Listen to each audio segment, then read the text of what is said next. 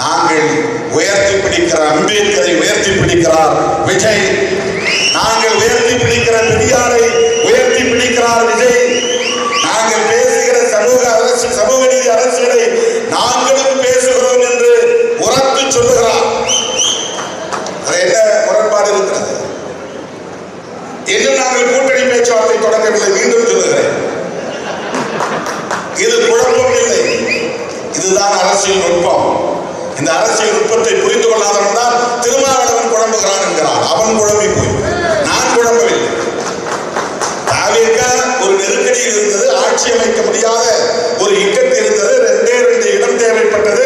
இந்த 2 இடம் கொடுத்தால் தாவேக ஆட்சி அமைத்துவிடும். இந்த 2 இடம் கொடுக்க முடியவில்லை என்றால் அது வேறு நிலைப்பாட்டை எடுக்க வேண்டி வரும். என்ன நிலைப்பாட்டை எடுக்க வேண்டி வரும்? ஒன்று அதிமுகவை உடைக்கணும், இல்லைன்னா அதிமுக ஆதரவை அவங்க பெறணும், இல்லைன்னா தேசிய ஜனநாயக கூட்டணியில் இருக்கிற பாமக ஆதரவை அவங்க பெறணும். இந்த நிலை வேண்டாம் என்று உறுதியாக அவர் எடுத்ததால் திமுக கூட்டணியில் இருக்கிற மதசார்பற்ற சக்திகளாக இருக்கிற காங்கிரஸ், இடதுசாரிகள், விசிக, IML ஆதரவு வேண்டும் என்று வெளிப்படையாக அவர் கடிதம் எழுதுகிறார். ஊடகங்களுக்கு அனுப்பப்பட்டது. திருமாவளவன் தரவில்லை என்றால் ஆட்சி அமைக்க முடியாமல் போய்விடும் என்று இல்லை. ரெடியா இருந்தாங்க பாமக, உள்ள நாங்க வரலாம், 4 MLA ரெடியா இருந்தாங்க. அப்படி ஒரு நிலைப்பாட்டை எடுக்க வேண்டாம் என்று கொள்கை அடிப்படையிலே தாவேக நினைத்ததால் அதை அவர்கள் தவிர்த்தார். அதுதான் அரசு. தேசிய ஜனநாயக கூட்டணியில் இருந்து ஒருவரின் ஆதரவு நமக்கு தேவையில்லை. மதசார்பற்ற சக்திகளாக இருக்கிற இவர்களின் ஆதரவு நமக்கு தேவை. தேர்தலுக்கு முன்பு திருமாவளவன் விமர்சித்திருந்தாலும் இப்போது மதசார்பின்மையை காப்பதற்காக திருமாவளவன் தேவை. அதுதான் தாவேக நிலைப்பாடு. தேர்தலுக்கு முன்பு விஜய் அவர்களை திருமாவளவன் விமர்சித்திருந்தாலும் விஜய் அவர்கள் எடுத்திருக்கிற நிலைப்பாட்டை பாதுகாக்க வேண்டியது திருமாவளவனின் பொறுப்பு. அவர் துணிந்து ஒரு முடிவை எடுத்திருக்கிறார். தேசிய ஜனநாயக கூட்டணியின் ஆதரவு எனக்கு தேவையில்லை. இந்த விளக்கத்தை எல்லாம் நான் யாருக்கோ சொல்லுகிறேன் என்று எண்ண வேண்டாம்.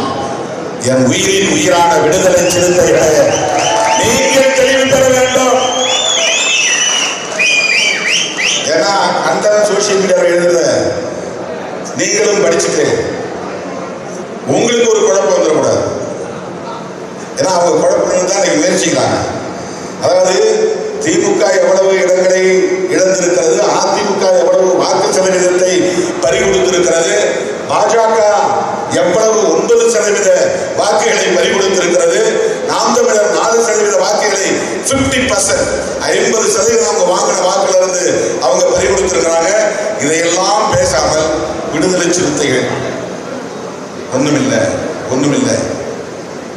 ஏன்னா எப்படி இங்கே அரசியல் நடந்தாலும் சிறுத்தைகள் மையமாக இருக்கிறார்கள், ஒரு சென்ட்ரிக்கல் போர்ஸாக இருக்கிறார்கள்.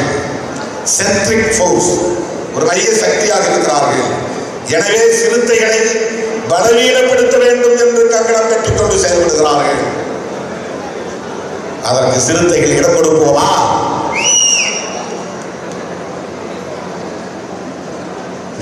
மீண்டும் சிறுத்தைகளை மையப்படுத்திய தமிழக அரசியல் இயங்கும் என்பதை சொல்லி மணமக்கள் வாழ்க, நீடூழி வாழ்க, குழந்தை செல்வம் உள்ளிட்ட அனைத்து செல்வங்களையும் பெற்று வாழ்வாங்கு வாழ்க என்று வாழ்த்தி விடைபெறுகிறேன்.